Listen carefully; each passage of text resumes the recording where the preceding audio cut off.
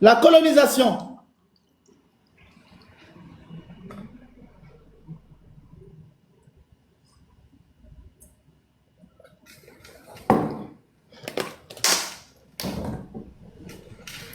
Des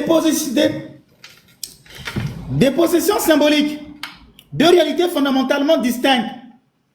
Tout à l'heure, je vous ai dit qu'il ne faut pas confondre la colonisation et le message évangélique. Ce n'est pas Rome, ce n'est pas plutôt la France qui a créé l'évangile. Ce n'est pas la France qui a créé le personnage de Jésus qu'il a envoyé en Afrique. Jésus est né avant la France. L'évangile existait déjà à l'an 80. Il faut donc distinguer ce qui relève du pouvoir et ce qui relève de la foi. La colonisation est un fait politique, économique et militaire.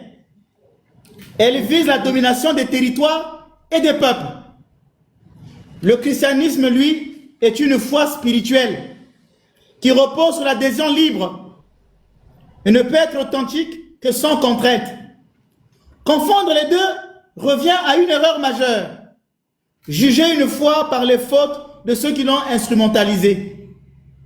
Si aujourd'hui, dans l'Église, on ne juge pas une foi par la faute de ceux qui l'ont instrumentalisée.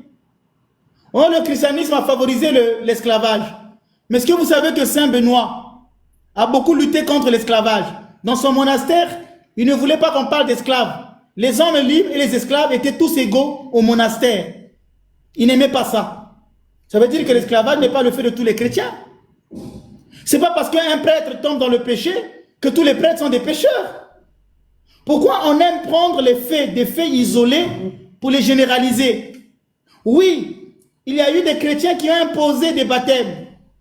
Oui, il y a eu instrumentalisation du discours biblique. Mais est-ce que c'est le cœur du christianisme? Confondre le message avec ses détournements. On confond le message avec ses détournements. Ce n'est pas donc une analyse historique, c'est un raccourci idéologique.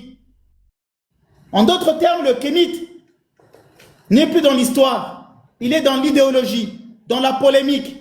Il devient un agitateur public quand il n'apporte pas la raison, quand il n'apporte pas l'histoire. On devient en ce moment-là un débatteur, un agitateur public. On est dans l'idéologie. Ce n'est pas une analyse historique, c'est un raccourci idéologique. L'idéologie veut que le christianisme soit identifié aux colonisateurs. Les Africains sont présentés comme à évangéliser, alors qu'ils sont héritiers de cet évangile. Les traditions chrétiennes africaines anciennes ont été ignorées. On va beaucoup parler le culte des ancêtres. Tout à l'heure, je vais vous en parler un peu.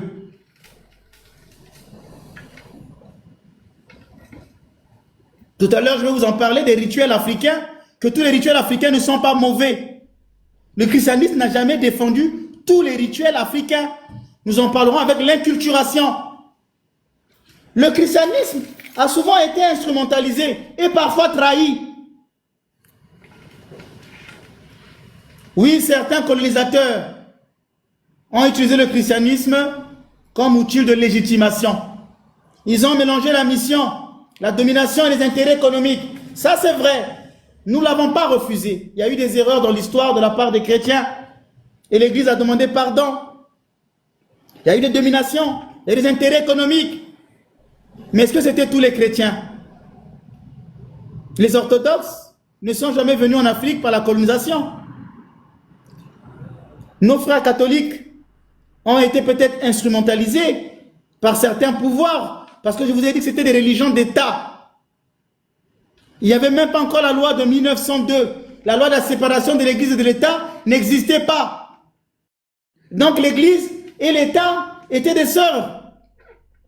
J'aurais dit des siamois. Donc il faut comprendre aussi l'histoire. La séparation des églises et de l'État, cette loi elle est récente. Et donc quand le colon part en Afrique, il va avec sa religion. Ça fait partie de l'histoire. Et l'histoire n'est pas une revanche psychologique. L'histoire n'est pas une revanche psychologique. Il faut les comprendre. Et puis Dieu pouvait se servir de cela aussi. Dieu s'est bien servi d'Hérode. Un jour dans la Bible, Hérode s'est mis à parler et les gens ont dit « voix de Dieu qui parle ». Voix de Dieu qui parle. Hérode n'est pas pourtant un chrétien, mais Dieu l'a utilisé. Dieu pouvait utiliser le contexte de la colonisation pour faire venir l'évangile et après la purifier. Parce que Dieu est au-delà de tout. Lorsque les hommes veulent manipuler, Dieu peut accepter cela, comme disait l'autre là, Saint Jean Chrysostome, qui disait que Dieu parfois permet le mal qu'il peut empêcher.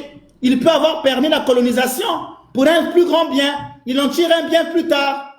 Bienheureuse faute qui nous a valu l'évangélisation. La colonisation est une bienheureuse faute qui nous a valu l'évangélisation. Dieu peut-être s'en est servi providentiellement. Il peut servir le mal. Joseph a été vendu en Égypte par ses frères. Est-ce que c'était bien qu'il soit vendu en Égypte? Pourtant, Dieu a utilisé cela pour élever Joseph parce que plus tard, il va sauver sa famille de la famine. Dieu peut se servir des persécutions. Donc, qu'est-ce qu'il faut tirer de bien dans la colonisation? C'est là la question. Mais ne pas voir tout en noir. Noir, c'est noir. Il n'y a plus d'espoir. Il ne faut pas voir tout en noir. Sinon, il n'y a plus d'espoir. Saint Augustin, mon ami, il est là. C'est mon ami personnel. Saint Augustin, l'ami que Dieu m'a envoyé. Il est là. Saint Augustin. C'est mon ami personnel. Hein? Saint Augustin avait écrit au IVe siècle un livre qu'on appelle La Cité de Dieu. Dans la Cité de Dieu, il parle de la cité céleste et de la cité terrestre. Et il condamne l'utilisation du religieux par le pouvoir politique.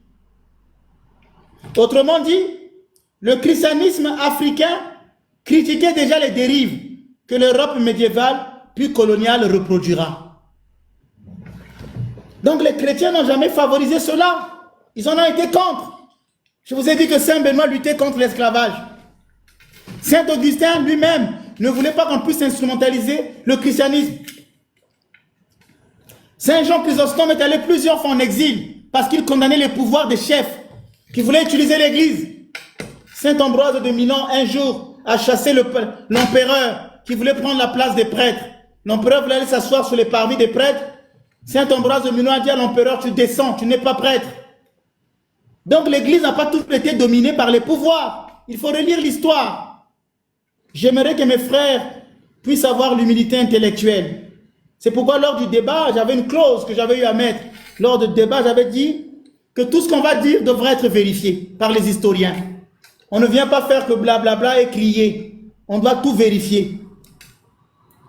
Conséquences contemporaines. Cette dépossession explique le sentiment d'étrangeté du christianisme en Afrique. Les tensions entre foi chrétienne et identité culturelle.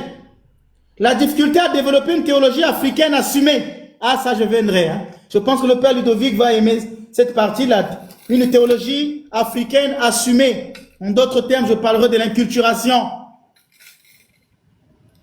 Aujourd'hui, l'ironie de l'histoire. L'Afrique est aujourd'hui le continent où le christianisme croît le plus vite, tout en ignorant souvent quel fut l'un de ses premiers piliers. Le christianisme, l'Afrique est aujourd'hui le continent où le christianisme croît le plus vite, tout en ignorant souvent quel fut l'un de ses premiers piliers. La théologie est venue dans l'Afrique.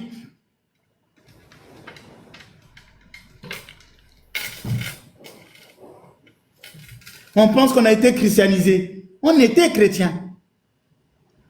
Le christianisme, l'Afrique ne s'arrête pas en Afrique du Nord. Nous devons donc reprendre possession de cet héritage que Jésus nous a donné en venant en Afrique. Le Christ, par sa bonne odeur, avait déjà laissé l'empreinte de l'évangile. Il nous faut donc reprendre cet héritage.